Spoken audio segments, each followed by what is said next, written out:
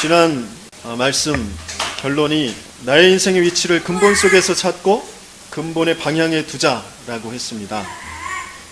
기억하시나요? 응답 받으셨나요? 또 나의 인생의 위치를 모든 것을 살리는 능력 속에서 찾고 능력 회복의 길에 두자라고 했습니다. 또 나의 인생의 위치를 시대 또 현장의 흐름 속에서 찾고 그 흐름을 바꾸는 도전 속에 두자라고 했습니다. 이게 계속해서 여러분들에게 찾아지고 누려지는, 발견되어지는 그 응답을 하나님께서 주실 줄 믿습니다. 그것을 또 여러분들은 소망하시고 기도 제목으로 붙잡고 기도하셔야 되겠습니다. 그런데 이게 굉장히 추상적이죠.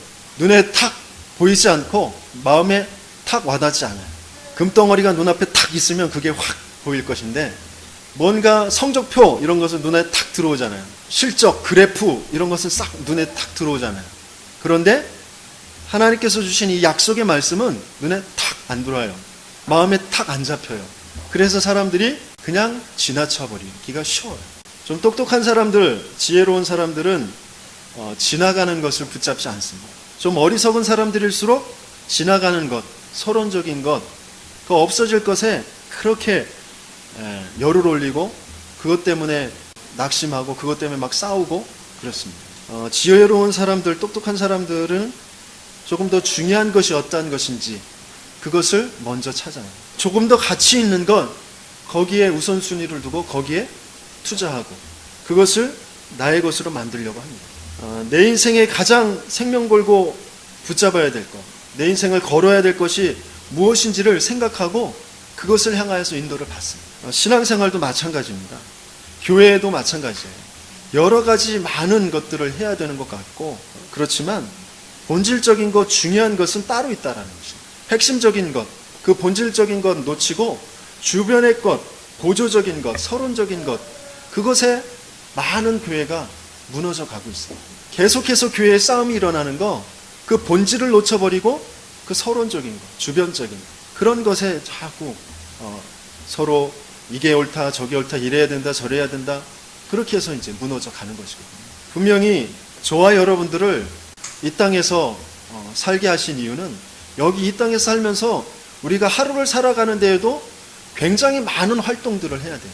꼭 필요한 활동들도 너무너무 많고, 그리고 또 어쩔 수 없이 끌려가는 그런 일들도 너무 많습니다. 하지만 그 속에서 우리가 반드시 붙잡고 있어야 될 것이 뭐냐면, 내 인생의 가장 중요한 하나님께서 원하시는 그 계획이 뭔지, 내게 주신 하나님의 그 미션, 사명이 무엇인지, 이것을 찾아내고 이것에 방향을 두지 않으면 우리는 끊임없이 지나갈 것, 안 해도 될 것, 지금 당장은 물론 안 하면 불편함이 오고 또 뭔가 문제가 생기는 것 같고 그렇지만 나중에 길게 보면 그렇지 않거든요.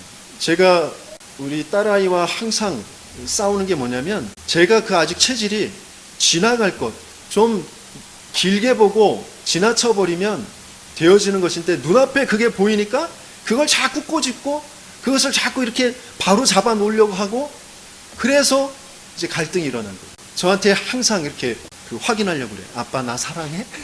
왜 내가 자꾸 막 구박을 하고 이렇게 그 행동하는 거 하나하나에 딴지를 걸고 막 지적을 하고 그러니까 본질을 잃어버린 거예요. 내가 아빠가 딸을 사랑하지 않는 것처럼 보인단 말이죠. 본질을 자꾸 희미하게 만드는 게 뭐냐면 주변의 것. 그것을 자꾸 강조하다 보면 본질을 희미하게 만들고, 저도 그것을 알면서도 이게 잘 안 고쳐져. 그래서 다시금 이 부녀지간이 뭔지, 자녀와 아버지가 뭔지 다시 언약을 통하여서 예수, 그 하나님, 또 우리가 하나님 자녀, 그것을 알게 하기 위해서 부모와 자식 간의 관계를 주시는 것인데, 내가 또다시 내가 주인 돼서 그 자녀의 또 내 체질 가지고 그 자녀를 이렇게 보낼 것을 자꾸 그것을 가져다 놓고 그것을 끌어다가 갈등을 일으키는구나.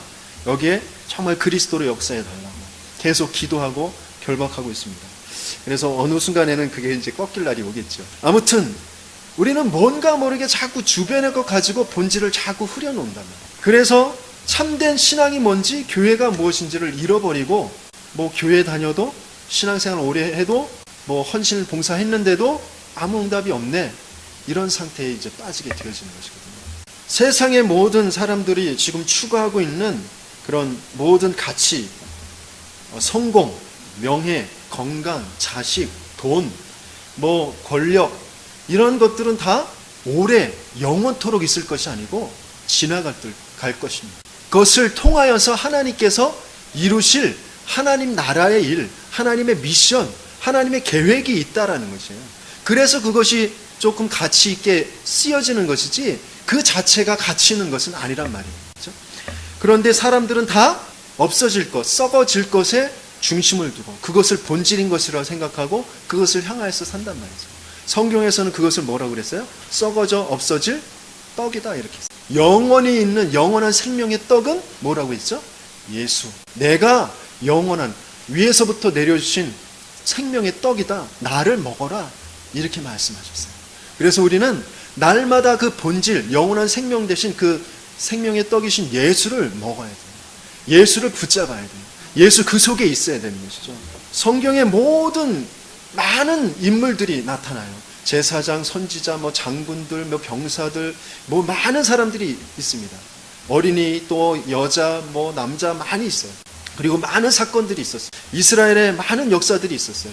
그 모든 것들은 다 무엇을 나타내 보이기 위해서 쓴 것이냐면 예수. 그 예수를 초점으로 둔 것입니다. 그 예수가 어떠한 것인지, 그 예수가 무슨 일을 할 것인지 여기에 초점을 두고 다 기록한 것이에요. 그래서 예수를 정말 그분이 하신 그 그리스도의 일을 알지 못하면, 복음이라는 것을 알지 못하면 이 성경이 이해되지 않는 거죠. 성경을 100번 읽었다. 어떤 분은 3000번 읽었다라는 분도 있더라고요. 어마어마한 것이죠. 여러분들은 한 10번 읽으셨나요? 그런데 그분들보다 3000번을 읽고 100번을 쓰고 그분들보다 여러분들이 더 응답받으시고 축복받으셨다는 것은 뭐냐면 그 초점이 무엇인지, 그 핵심이 무엇인지, 그 본질이 무엇인지를 알고 계시다라는 것이에요. 많이 읽은 것보다 본질을 알고 핵심을 알고 있는 것이 너무너무 중요하거든요. 오늘 본문을 통하여서 하나님께서 우리에게 주시는 그 본질, 그 핵심, 그것을 다시 찾고 제목에 주신 대로 마음에 두고 생각에 기록되어지는 그런 응답을 누리는 저와 여러분들에게 예수님이 축원합니다. 세상에는 많은 그 화려한 것, 멋있는 것, 정말 훌륭한 것, 그런 것들이, 위대한 것, 이런 것들이 많이 있어요. 하지만 그 모든 것들은 다 허상이라고 했어요. 참된 것은, 참 형상은 예수다라고 하셨습니다. 오늘 본문 1절에 그렇게 말씀하시고 계세요. 1절 상반절에 이렇게 말씀하시고 계십니다. 율법은 장차 올 좋은 일의 그림자일 뿐이요 참 형상이 아니므로 그랬어요. 율법이라는 건 뭐죠? 구약 성경을 말하는 것이죠. 구약 성경 전체는 장차 올 좋은 일의 그림자일 뿐이다 그랬어요. 그렇다면 우리는 믿음의 참된 형상을 따라가고 있는지 그림자를 따라가고 있는지, 우리의 삶 속에서도 우리는 참된 것을 붙잡고 있는지 그림자의 것을 붙잡고 있는지, 자녀 교육, 자녀를 사랑하는 데 있어서도 우리는 참된 그 본질보다는 그림자일 것, 그런 것을 자꾸 붙잡고 분쟁하고 또 서로 갈등하고, 또 부부관계에도 마찬가지예요. 참된 본질의 것 말고 겉에 있는 허상, 그것이 진짜인 줄 알고 그것에 집중해서 자꾸 갈등하게 되어져요. 나에게도 마찬가지입니다. 나라는 존재의 가치에도 참된 그 형상을 알지 못하고 그 주변의 것, 겉에 있는 것, 허상, 그게 나인 줄 알고 그게 없어서, 그게 모자라서, 또 때로는 그게 너무 많아서 거기에 집착하고 그것 때문에 낙심하고 그것 때문에 무기력하고 그런 상태에 빠지게 되어집니다. 우리는 참된 형상이 무엇인지, 우리를 하나님의 형상대로 만드셨다고 그랬는데 그 하나님의 형상이 참 형상은 그리스도다, 예수다. 내 안에서, 내 존재에서 예수를 알지 못하면 우리는 끊임없이 헛된 것, 거짓 것, 허상의 것, 그것 가지고 자꾸 낙심하게 되죠. 내 행동하는 것, 내 성격, 내가 지금까지 가져왔던 여러 가지 강의와 뿌리와 체질, 그것 때문에 낙심할 이유는 없는 것이란 말이죠. 그것은 허상이에요. 우리에게 주신 하나님께서 회복하게 해주신 그 참된 형상은 예수란 말이죠. 마태복음 16장 13절에서 15절에서도 사람들은 이 예수를 세례요한, 엘리야, 예레미야나 선지자 중 하나로 알고 따르고 있었어요. 많은 기적과 표사, 그 표적과 이사들을, 병을 고쳐주고 또 오병이어의 기적을 베풀어주고 그런 것들을 통하여서 사람들은 이 예수를 내 인생의 그 중요한 초점을 이 다른 것에, 주변의 것에 맞추고 있는 것입니다. 많은 사람들, 저와 여러분들은 자꾸 보여지는 것, 그게 실상인 줄 알거든요.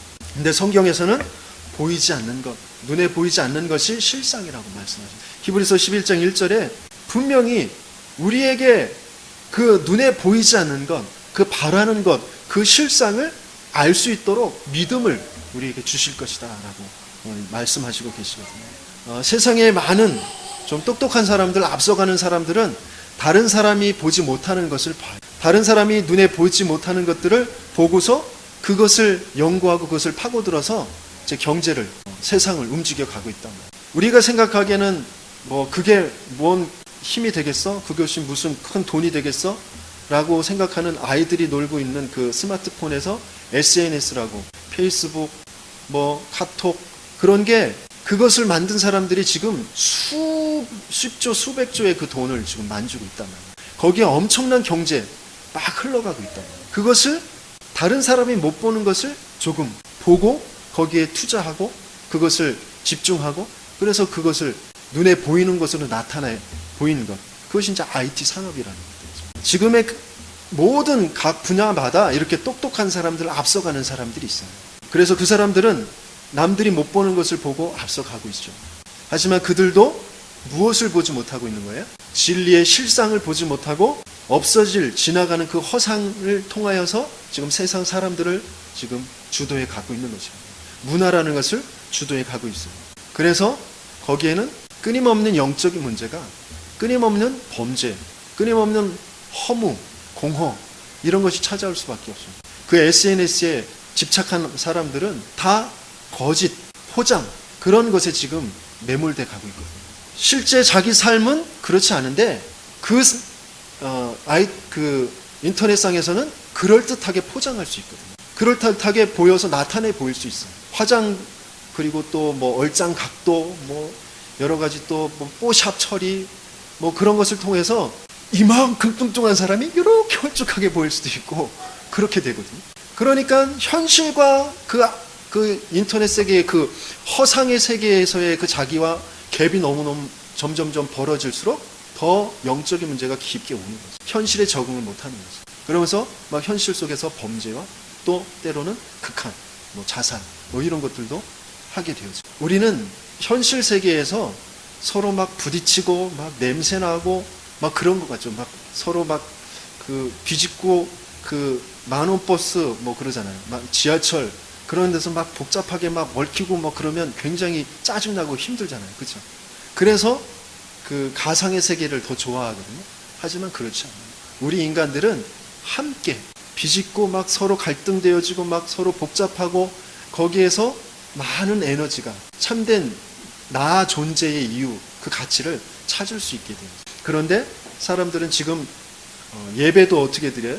그냥 교회에 오지 않고 사람들하고 막 얽히고 설키고 이런저런 복잡하고 막 서로 싸우고 그런 거 싫으니까 난 그냥 우아하고 나는 고상하게 그냥 집에서 인터넷으로 예배 드려요.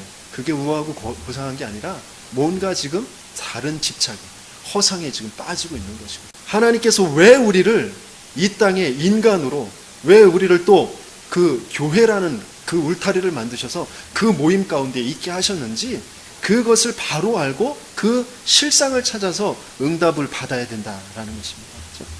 왜 허상을 쫓게 되어지냐면 믿음, 그것을 알지 못하기 때문에 믿음으로만 보이지 않는 진리의 그 실상을 보게 하셨거든요. 그러면 이 믿음이 뭐죠? 믿음은 믿음의 주요 온전케 하시는 이인 예수를 바라보자. 믿음은 예수. 내가 믿는다. 내가 믿음을 나타내 보이는 내 신념을 믿음이라고 하는 것이 아니라 믿음도 우리에게 와 주신 것이에요. 믿음의 주요 우리를 온전케 하시는 그 예수가 우리에게 오신 것이란 말이죠. 그 믿음을 통해서만 우리는 참된 진리, 실상을 볼 수 있게 되어지는 것입니다. 나의 실상, 내 아내의 실상, 내 남편의 실상, 우리 자녀의 실상, 저 상대방의 실상을 볼 수 있게 되어져요. 그렇지 않으면 우리는 허상 가운데서 끊임없이 서로 원망하며 또 비교하고 낙심하고 그렇게 살아가게 되어지는 것입니다. 참된 실상을 통하여서 정말 하나님께서 우리를 통하여서 하게 하시는 일이 무엇인지 그 부분에 대해서 영적인 눈이 열려지고 믿음의 눈이 열려지는 저와 여러분들이 되어지길 예수님을 축원합니다. 하나님이 진짜 원하시는 것을 볼 수 있고 생각할 수 있게 되어지도록 하나님께서는 우리에게 믿음으로 찾아와 주시는 것입니다. 오직 의인은 뭐로 말미암아 살리라고요? 믿음으로 말미암아 살리라. 내 안에서 믿음이 나오는 것이 아니라 그 하나님의 의가 내게 임하여져서 그 의가 내게 믿음이 되어져. 그 믿음을 또 내가 그것을 고백하고 나타내 볼 때 거기에 모든 죄와 저주와 흑암의 세력이 무너지게 되어져. 허상의 세계가 무너지고 참된 진리의 세계, 하나님의 나라가 임하여지는 응답이 오게 되어지는 줄 믿습니다. 그것을 가지고만 우리는 세상을 앞서갈 수 있고 치유할 수 있고 살릴 수가 있게 되어집니다. 그렇지 않으면 우리는 불신자 그 상태, 그 수준에 자꾸 머물고 그들보다 못한 그들의 노예되어지는 삶에 자꾸 빠질 수밖에 없어요. 허상을 붙잡게 되어지면 그렇습니다. 불신자들은 허상을 붙잡고 그 불신의 세계에서 성공하기도 해요. 하지만 우리 믿음을 가진 자들, 믿음으로 하나님께서 택한 자들은 허상을 가지고 세상에서 성공할 수가 없습니다. 그게 여러분들에게 주신 하나님의 복이에요. 하나님께서는 참된 것 가지고 세상을 리드해 가라고, 세상에 참된 그 진리를 나타내 보이라고 하나님은 허상 가지고 우리가 발버둥 칠 때 거기에 응답을 주시지 않습니다. 그것 가지고 성공하게 내버려 두시지 않아요. 언젠가 반드시 그거 끄잡아 내려서 그거 다 허물어뜨려 버렸어요. 그게 복입니다.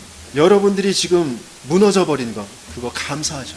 이제부터 진짜 실상 가지고 하나님의 그 참된 형상 가지고 예수 가지고 내가 정말 응답받겠습니다. 하나님께서 그 응답을 주시려고 무너뜨리게 하신 것 감사합니다. 그 욥의 고백처럼 그 고백이 저와 여러분들의 고백이 되길 예수님을 축원합니다. 늘 드리는 같은 제사, 이것은 우리를 살릴 수가 없게 되어집니다. 우리의 죄를 없이 할 수 없다라고 하셨습니다. 히브리서 10장 1절의 하반절 그리고 히브리서 10장 11절 우리 같이 읽겠습니다. 해마다 늘 드리는 같은 제사로는 나오는 자들을 언제나 온전하게 할 수 없느니라. 제사장마다 매일 서서 섬기며 자주 같은 제사를 드리되 이 제사는 언제나 죄를 없게 하지 못하거니와 그랬어요. 늘 나의 열심 또 내가 제물을 드리고 헌물을 드리고 그 가치를 가지고 또 나의 정성을 통하여서 예배를 드린다고 해서 저주와 재앙이 무너지고 우리가 응답받는 그런 신앙생활이 되어지는 것이 아니다라는 거죠. 우리가 늘 반복되는 문제 때문에 반복적으로 고통을 당한다라는 것은 거기에 참된 형상의 능력이 지금 성취되고 있지 않다라는 것입니다. 이게 무슨 말일까요? 우리는 늘 반복적인 문제들 속에 있어요. 하지만 그게 내게 고통이 되어지고 그게 문제가 된다라는 건 거기에 대한 참된 형상, 그 예수가 아직 성취되어지지 않았다라는 것입니다. 예배를 통하여서 우리는 그 문제를 없애달라고 예배를 드리거든요. 그러면 그게 그 예배가 그 문제를 없이 할 예배가 되지 못한다라는 것입니다. 참된 형상을 붙잡고 예수가 거기에 나타나는 그 예수의 초점이 맞춰질 때 그 문제의 이유와 그 근본과 그리고 거기에 대한 하나님의 계획이 찾아지고 그것이 응답으로 바뀌어지는, 고통이 아니라 감사의 제목으로 바뀌어지고 인도받게 되어지는 그 길이 되어지는, 그게 성취되어지는 것입니다. 그래서 우리가 아직 고통이라고 생각되어지는 것, 어떤 병, 또 나의 어떤 연약함, 또 가정의 어떤 문제, 경제의 문제, 자녀의 문제, 그게 내게 고통이 된다면 거기에 빨리 참된 형상 예수, 그 예수를, 참된 형상을 찾는 참된 예배, 이것을 회복하시기 바랍니다. 그런 저와 여러분들에게 예수님이 축원합니다. 황소와 염소의 피가 능히 죄를 없이 하지 못함이라 그러시대요. 히브리서 10장 8절 말씀 같이 읽습니다. 위에 말씀하시기를 주께서는 제사와 예물과 번제와 속죄제는 원하지도 아니하고 기뻐하지도 아니하신다 하셨고 이는 다 율법을 따라 드리는 것이라 그랬어요. 성경에는 많은 그 제사, 5가지 제사가 나와요. 그리고 그 번제 제물, 그리고 또 성막, 성전, 거기에 안에 있는 많은 기물들, 이런 것들이 나옵니다. 또 많은 절기, 이런 것들이 나와요. 그 모든 것들의 초점은 다 예수에 있는 것입니다. 성경에는 많은 다양한 사건들이 있고 다양한 인물들이 있고 그렇습니다. 우리의 삶도 다양한 필요도 있고 다양한 그런 모습들도 있고 그래요. 하지만 그 모든 것들은 다 하나로 통일되어져야지 그 다양성이 가치가 있게 되어지는 거죠. 성경에서 그 한 가지 통일시켜 준 것이 뭐냐면 모든 것이 다 예수로, 그리스도로 통일되게 하시겠다라고 하셨어요. 또 이 예수 그리스도 그 안에 있는 유일성, 그 오직으로만 우리는 살 수 있게 돼요. 오직 의인은 믿음으로 말미암아 살리라. 오직 성령이 너희에게 임하시면 너희가 권능을 받고 땅끝까지 이르러 증인이 되리라 그랬어요. 이 오직의 유일성, 그것도 다 그리스도 속에 있는 것입니다. 이것을 알지 못하면 우리는 복음과 종교가 거의 똑같은 것 같아요. 비슷한 것 같아요. 거기에서 자꾸 갈등하게 되어집니다. 하지만 복음과 종교는 완전히 다른 것이죠. 종교는 주변 것들, 다양한 것들, 이런 저런 많은 것들을 다 인정하고 그것을 가치 있게 여기고 그것을 추구해야 됩니다.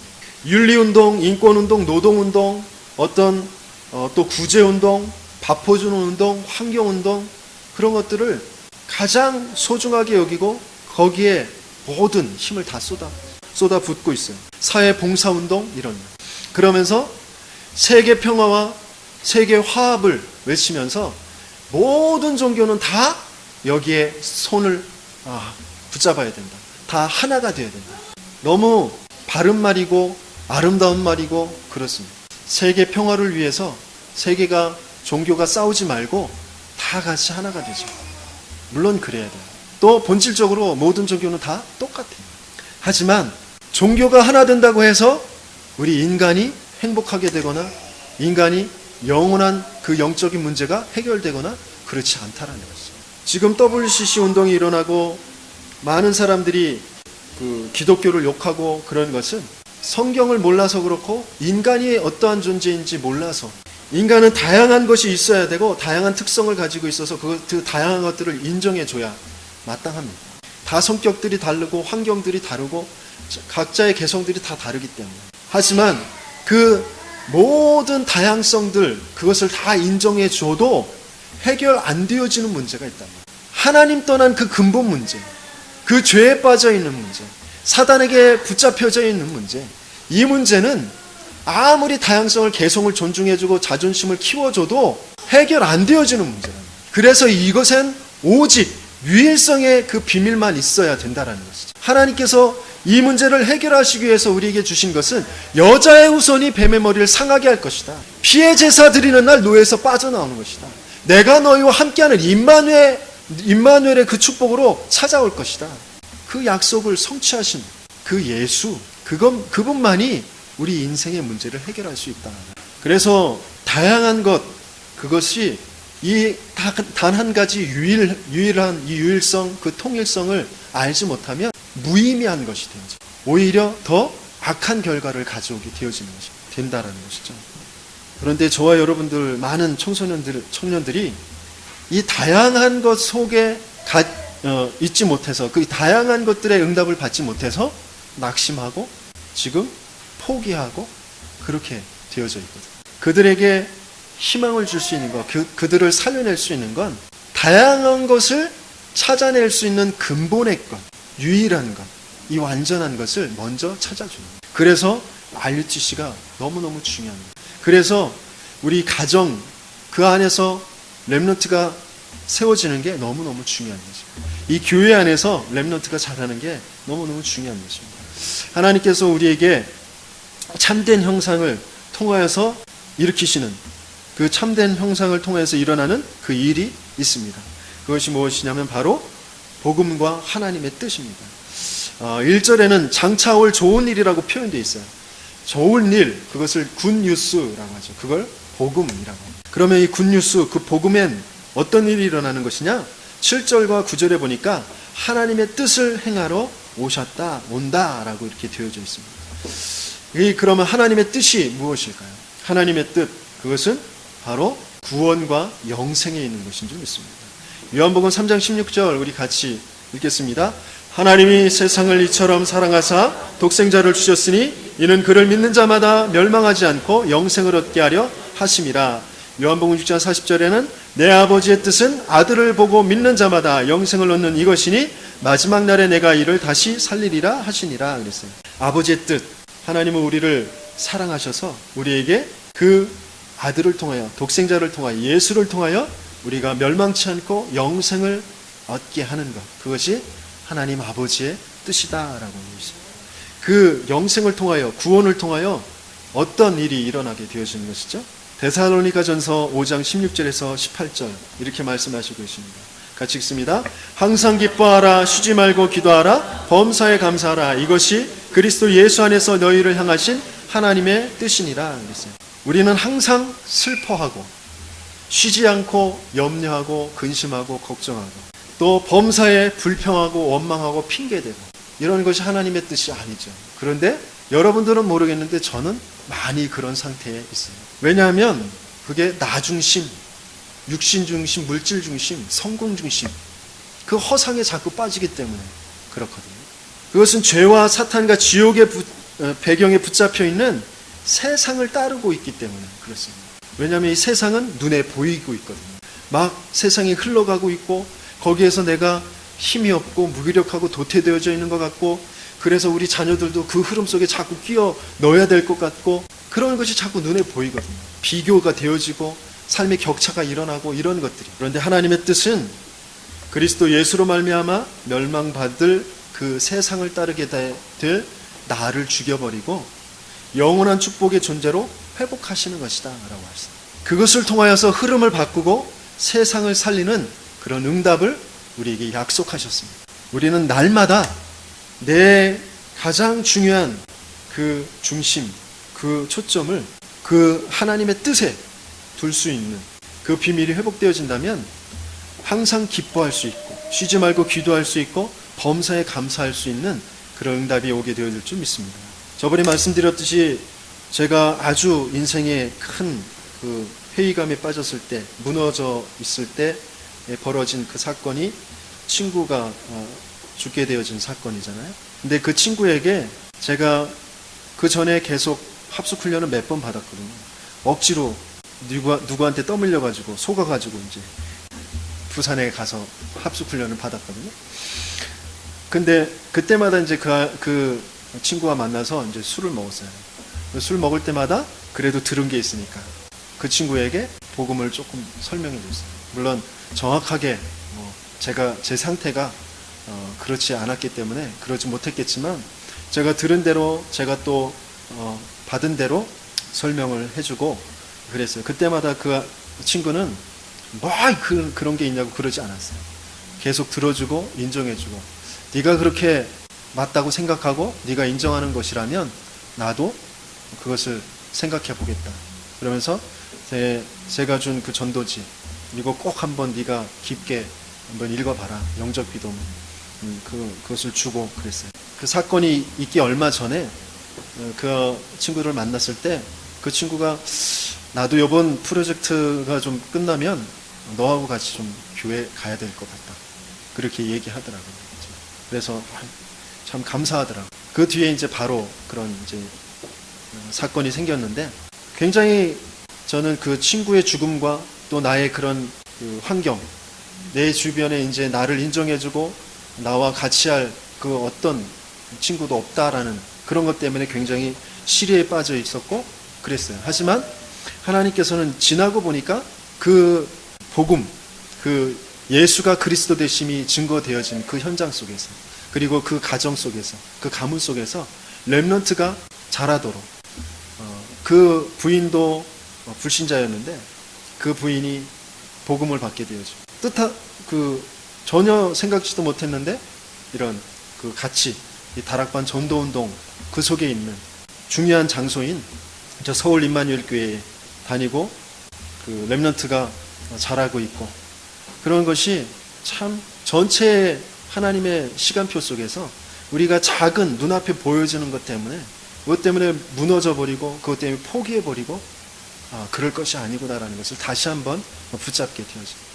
우리가 뿌린, 우리가 정말 고백한 그 신앙의 고백, 예수가 그리스도다라는 것, 내 인생에 가장 중요한 것, 가장 필요한 것, 네 인생에 가장 필요한 것은 다른 것이 아니라 그리스도, 하나님을 만나는 그 유일한 길, 너를 끊임없이 끌고 가는 그 가정 가문의 재앙을 무너뜨리고 그 사단의 세력을 꺼트려 버릴 바로 그 그리스도가 필요한 것이다라고 고백한 그 고백은 반드시 하나님께서 성취시키신다라는 것을 다시 한번 깨닫게 되어줍니다. 이 복음의 성취, 그 복음의 성취는 참 제사장, 참 왕, 참 선지자의 성취이죠. 10절, 14절, 17절에 단번에 들이심으로 우리를 거룩하게 하셨다. 한 번의 제사로 우리를 온전하게, 영원히 온전하게 하셨다. 심지어 우리의 죄와 우리의 불법을 다시는 기억하지 않게 하셨다. 그랬습니다. 예수가 그리스도라고 고백한 그때 예수가 우리에게 찾아오셔서 우리 안에 함께 하시면서 내 모든 죄를 그 예수께서 가져가시고 그 예수께서 죽으신 그 십자가의 사건이 나의 사건이 되어집니다. 내 운명이, 내 죄가, 내 저주가, 내 멸망이 완전 죽게 되어지는 그 사건이 되어지는 그 어마어마한 비밀, 그 축복을 우리에게 주셨다라는 것입니다. 그게 우리에게 성취되어지는 것이다라는 것입니다. 또 참 왕의 그런 성취는 무엇이죠? 자기 원수들을 자기 발등상이 되게 하실 때까지 기다리시나니 그랬어요. 발등상은 뭡니까? 지금 제가 딛고 서 있는 이게 발등상이에요. 이걸 이제 플랫폼이라고 하거든요. 이 단, 이게 발등상이에요. 우리 발판, 그것이 발등상입니다. 하나님이 예수를 통해서 원수, 사탄, 마귀를 발받침대가 되게 하실 것이다 그랬어요. 우리의 모든 영적인 문제, 지난 과거 상처, 그것을 발판으로 삼으신다라는 것입니다. 그런데 여기에서 우리가 조금 더 생각해야 될 것이 뭐냐면 예수와 원수된 것은 하나님을 배반하고 떠난 우리를 말하는 것이기도 하다는 것입니다. 내 인생을 말하는 것이기도 하다는 것입니다. 그런 우리의 인생을, 그런데 우리는 내가 발판 삼고 내가 뭔가 눌려 있었던 것, 내가 뭔가 실패한 것, 내가 좀 모자랐다는 것을 응답받는 그런 것으로 삼겠다라고 하는 그런 착각에 빠질 때가 있어요. 그런 것이 아니고 누가 발판 삼는다고 그랬죠? 자기 원수들을 자기 발등상에 되게 하실 때까지 기다리신다고 그랬어요. 예수가 내 인생을 발판 삼으시는 것입니다. 예수가 나의 영적 문제를 발판 삼는 것입니다. 예수가 나의 상처를 발판 삼는 것입니다. 그때에 모든 저주가 무너지고 흑암이 무너지는 것입니다. 모든 허상이 깨어지고 참된 진리의 형상이 나타나게 되어지는 것입니다. 내가 발판 삼겠다고 하는 그런 것 속에는 엉뚱한 동기가 숨겨져 있습니다. 그것을 우리는 간과하면 안 되죠. 예수가 나타나야 되는 것입니다. 예수가 발판 삼아야 되는 것입니다. 그것을 두고 우리가 기도할 수 있어야 되는 것입니다. 참선지자 예수의 피를 힘입어서 성소에 들어갈 담력을 얻었다 그랬어요. 그 길은 우리를 위하여 휘장 가운데로 열어놓으신 새로운 살 길이요 그랬어요. 휘장은 그의 육체니라 그랬습니다. 우리는 영원한 구원의 축복을 받은 자예요. 하나님 자녀의 축복을, 영원한 하나님의 형상을 회복받은 자입니다. 영원히 과거와 현재의 미래 모든 죄를 다 사함받은 자들입니다. 하나님께서는 지금부터 영원까지, 아니 우리가 낳기도 전부터 우리를 아시고 우리를 택하셨다고 그랬어요. 우리를 인도하시는 하나님이신 줄 믿습니다. 우리는 반드시 승리할 수밖에 없는, 이미 예수가 완전히 승리하셨기 때문에 그 승리가 나의 승리가 되어질 줄 믿습니다. 그런데 우리는 이것을 자꾸 놓쳐버려요. 왜 그러느냐? 그 기준을 또다시 나에게 두기 때문에. 내 감정, 내 형편, 어떤 내 상태, 내 기분, 나의 경험, 나의 지식, 막 그런 것에 자꾸 기준을 두니까 이 완전한 축복을, 이 5가지의 확신을 자꾸 누리지 못하고 놓쳐버리고 갈등하게 되어진다는 것이죠. 그렇다면 이제 우리 이 참된 형상을 통하여서 일어난 이 일을 우리는 어떻게 나의 일생, 나의 인생에, 나의 오늘에 적용할 수 있게 되어지느냐? 그 부분을 두고 22절의 말씀 우리 같이 읽습니다. 우리가 마음의 뿌림을 받아 악한 양심으로부터 벗어나고 몸은 맑은 물로 씻음을 받았으니 참 마음과 온전한 믿음으로 하나님께 나아가자 그랬어요. 이 악한 양심이 뭘까요? 악한 양심은 율법적인 양심입니다. 내가 하겠습니다. 내가 열심히 하고, 내가 경건하게 하고, 내가 잘하고, 내가 하겠습니다라고 하는 게 악한 양심. 그것을 하나님께서는 제해버리고 무엇을 주겠다고 하셨죠? 하나님이 맺은 언약이 무엇이냐면 16절에 내 법을 그들의 마음에 두고 그들의 생각에 기록하리라 말씀하셨어요. 이것을 히브리서 8장 10절에는 조금 바꿔서 이렇게 말씀하십니다. 내 법을 그들의 생각에 두고, 16절에는 그들의 마음에 두고 그랬는데 그들의 생각에 기록하리라 그랬는데 여기서는 바꿔서 8장 10절에는 내 법을 그들의 생각에 두고 그들의 마음에 이것을 기록하리라. 나는 그들에게 하나님이 되고 그들은 내게 백성이 되리라 그랬어요. 이게 뒤가 왜 앞뒤가 이렇게 바뀌었죠? 똑같은 말입니다. 똑같은 말인데, 그러면 이 성경 구절이 무엇을 인용해서 쓴 것인지 바로 예레미야 31장 33절의 말씀을 인용해서 쓴 것이거든요. 그럼 예레미야서 31장 33절은 어떻게 말씀하시고 계신지 우리 같이 읽겠습니다. 내가 나의 법을 그들의 속에 두며 그들의 마음에 기록하여 나는 그들의 하나님이 되고 그들은 내 백성이 될 것이라. 여호와의 말씀이니라. 여기서 내 속에 두며 그랬어요. 내 속은 중심을 말하는 것이죠. 그렇죠? 내부, 내장, 심장을 뜻하는 것이 바로 속이라는 것입니다. 그것은 무엇을 말하죠? 우리의 영혼의 의지에, 지성에 각인시키고 뿌리내리게 할 것이다 라고 하셨어요. 저와 여러분들은 우리의 각인을 바꿀 수가 없어요. 무엇으로만 누가 바꿀 수 있죠? 예수만, 그 참 형상만 우리의 그 각인과 뿌리를 바꿀 수 있습니다. 그래서 우리의 마음에, 우리의 생각에 예수를 자꾸 두어야 되는 것이죠. 예수를 생각하는 그것만이 각인과 뿌리를 바꿀 수 있게 되어집니다. 예수를 생각할 수 있는 것이 바로 말씀입니다. 육신적으로 응답받을 말씀이 아니라 예수 말씀, 그 말씀을 기억하는 것입니다. 그 말씀을 묵상하는 것입니다. 마음, 생각, 기억하고 우리 깊은 곳에 그것을 묵상하는 것입니다. 생각하고 묵상하고, 묵상하며 그것이 또다시 우리의 생각에 뿌리를 내리게 하는 것입니다. 그 시간을 갖는 것입니다. 그러면서 두 번째, 그 참 형상을 우리가 알고 또 그 참 형상이 하신 그 일이 누려지는, 그것이 적용되어지는 것이 뭐냐면 모이기에 힘쓰라 그랬어요.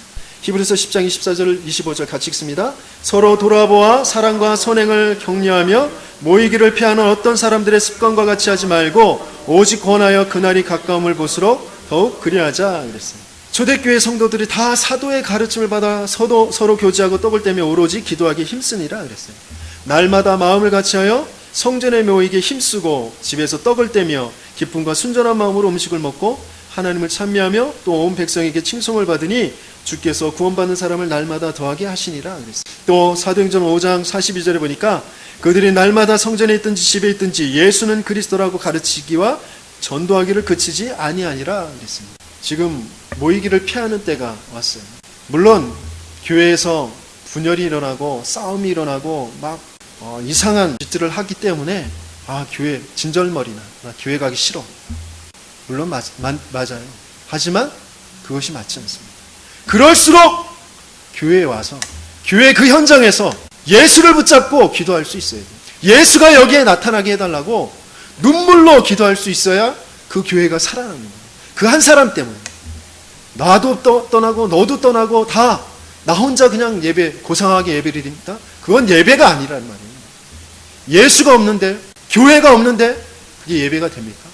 모이기에 힘쓰라 그랬어요. 집에 있든지 내가 사업장에 있든지 어디에 있든지 함께 모여서 남 욕하지 말고 뭐 있는 거 가진 거 자랑하지 말고 예수 얘기, 예수가 나에게 주신 말씀이 뭔지, 예수가 나에게 주신 응답이 뭔지, 내가 놓쳐버린 그 예수가 어떤 것인지 그것을 서로 포럼하고 서로 또 기도하고, 그럴 때 모든 것들은 다 살아나게 되어 있어요. 그런 응답을 하나님께서는 저와 여러분들에게 주시고자 마음에 두고 생각에 기록하리라 라고 약속하셨습니다.